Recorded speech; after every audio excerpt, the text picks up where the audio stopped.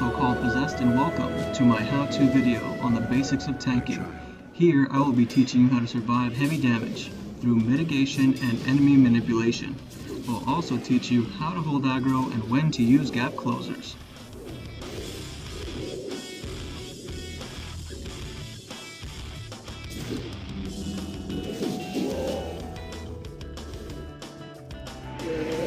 First and foremost is character placement. Where you stand and how you stand play a significant part in the role of a tank. One wrong step could cost you and the rest of your team to wipe, while precise and well thought out movements could lead you to victory.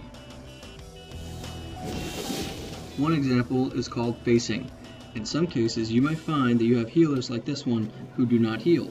Whether this is due to disconnects, being out of mana, or simple incompetence, you will need to adjust. Facing your enemy allows you to block, dodge, and parry. Anything that hits from behind cannot be avoided, so corral your enemies and keep them right in front of you.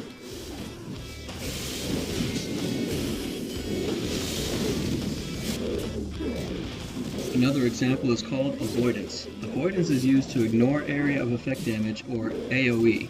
This is damage that you can avoid simply by moving away from it. Just remember, you can't hit what isn't there.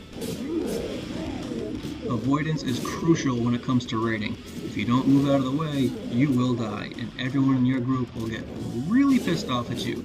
So learn to dodge as best as you can. The third example is called turning.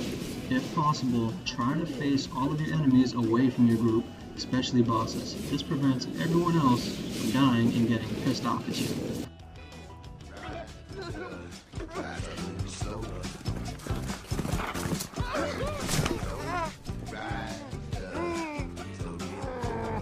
You see how dangerous it is? Now we move on to stats. Parrying and dodging cause you to avoid taking damage, and blocking reduces it. Here's how a programmer calculates parry, but all you need to know is that your primary stat will significantly increase your damage and defense, so stick to that when in doubt. Stamina only increases health. Don't substitute health for damage or you will lose threat. On the subject of block and parry, notice my equipment goes away while casting. Instant casts are fine, but you need to use both hands for hard casts, so don't do it. Also, shifting out of bear, blood presence, or defensive stance increases your damage taken, so never switch out when tanking.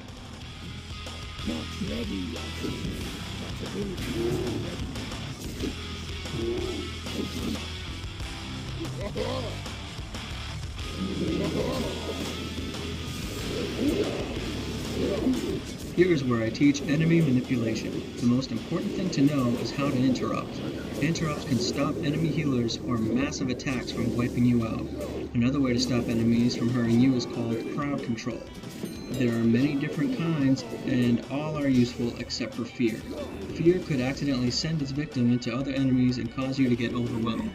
Almost all classes have some sort of CC, crowd control, or an interrupt effect. Learn what yours is and use it as often as you can.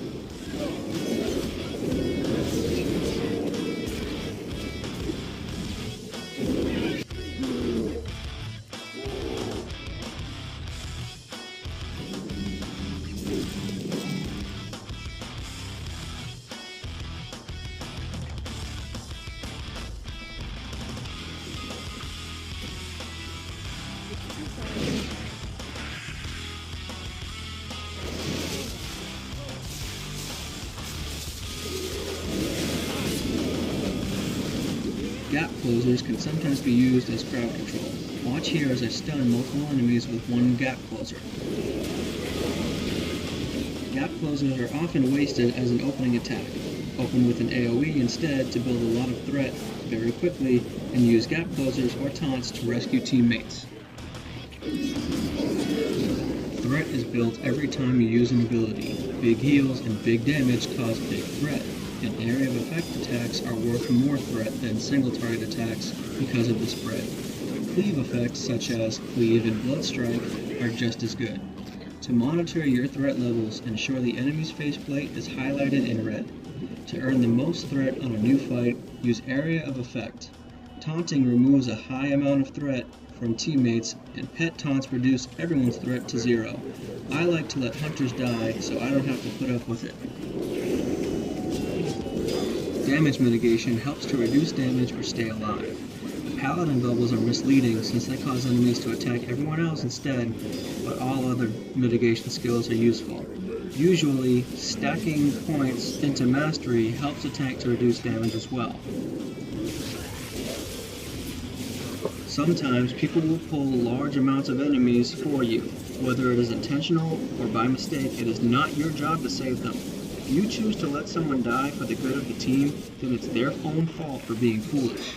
Don't get yourself killed just because you decide that you want to try to save everyone. Contrary to popular belief, tanking is the hardest job in the game. Most people don't understand this, but you have to be vigilant. You have to look around and constantly be aware of your surroundings. Be aware of your team, be aware of everyone's mana, be aware of everything that's going on around you. That way you don't become overwhelmed, and that way you can keep everyone alive. If you can help it, try not to use multiple defensive cooldowns to mitigate damage at the same time. Try to time them one after another to extend the amount of time you are able to take heavy damage, or buy your healer some time to save you.